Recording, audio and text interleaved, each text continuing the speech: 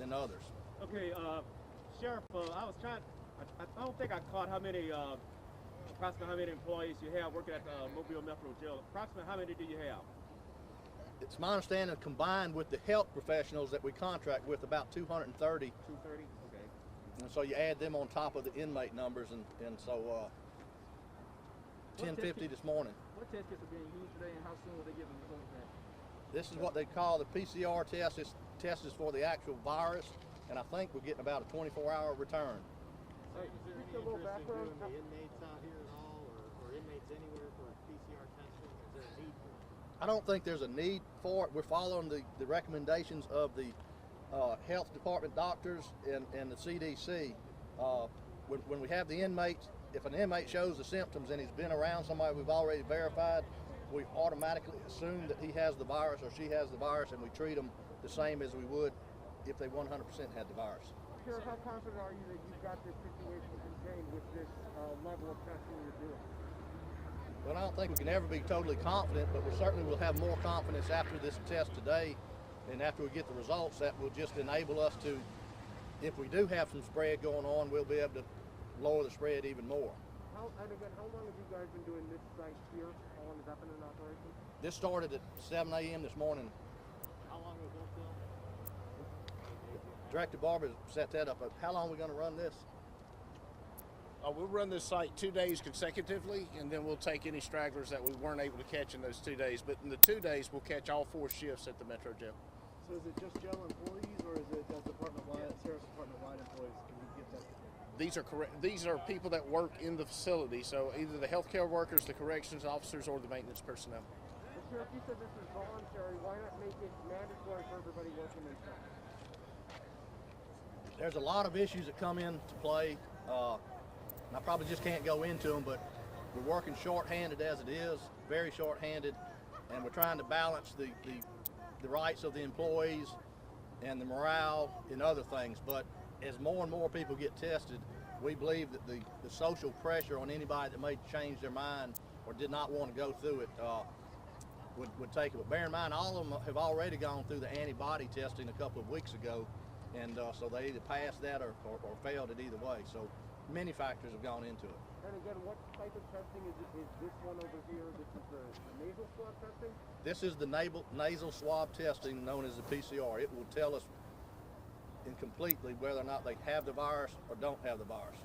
Mayor Stimpson, I was going to ask, I know you've said before that the city wanted to focus on the places where we have these, I guess, clusters in nursing homes and the jail. Right. I mean, is this part of that? Absolutely. Yeah. I think you've said that those are some of the things driving maybe some of the higher numbers. Absolutely, okay. Yeah. I mean, just from a testing standpoint, those that have come through, we've picked up the assisted living facilities and, you know, the nursing homes. You know, you're going to see it anywhere that you have people living in close confined areas. You're going to find out that there's proliferation of the virus. So public health, there's a public health building that's going to get some testing as well, or masks or something like that. So the Unified Command is right now put a priority on the PPE, trying to assimilate the PPE and decide how it should be distributed. So any masks that come in, any of the suits that come in, protective gowns, the gloves and so forth, we're trying to determine where will it be best used and then distribute it from there. Where do you go next with clusters? Are we going to grocery stores, or where are we going after we do jails and nursing homes? What will be our next step? What will be the next cluster group that we actually test? You know, mainly it's getting control of the nursing homes and the jail, wherever you have these confined areas where the environmental factors are such. John, we really aren't talking about a next step out in the general public, in public facilities like the grocery stores right now at this point in time. Yeah. All right, anything else? Do you support Councilman Richardson's proposal for a resolution strongly urging face mask and his idea of making it into an ordinance later if it doesn't? So if it's talking about the encouragement, the urging, you know, strongly encouraging the use of face masks, absolutely. I mean, I think it's.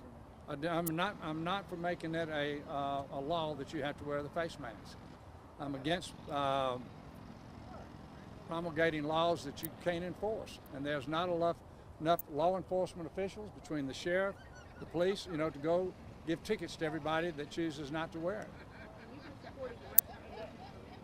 Yes, well, this is not Councilman Richards, since I mean, he's maybe going to make it into an ordinance, but we said this, the Unified Command under in the Mobile County Health Department, Dr. Bert Ishow issued an order to that effect 2.5 weeks ago, I think, maybe 3 weeks ago.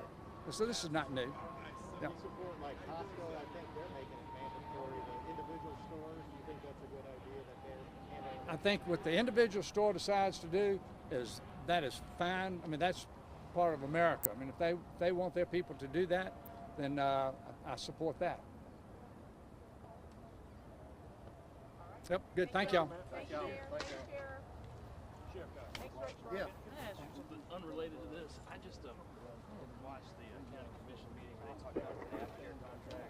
Yeah. There was a little bit of discussion about how costly it's gotten. Would you be willing to give me a comment just on how contracting with them has held? So, I mean, if it has that too, I just wanted to get maybe Sure. just a brief comment from you on Yeah, I that. don't have the figures, but I know it's gone up. And of course, I've got the figures. I Okay, think it's around $8 million a year. I mean, it's a lot, but there's a lot to it that's done. I just wanted to get some input from you, just about what they've done here and why y'all like having the contractor handle it and that kind of thing. many years ago, the county tried running the health system themselves, and they were caught up in many lawsuits and lost multi-million-dollar lawsuits. Many people refer to it as the Carpenter case. Yeah. It cost the city and the county millions of dollars, and then the medicine costs went out on the roof, and so we competitively bid it, and there are a number of companies nationally, and each time we bid it, we'll have anywhere from 4 to 7 people or more interested, and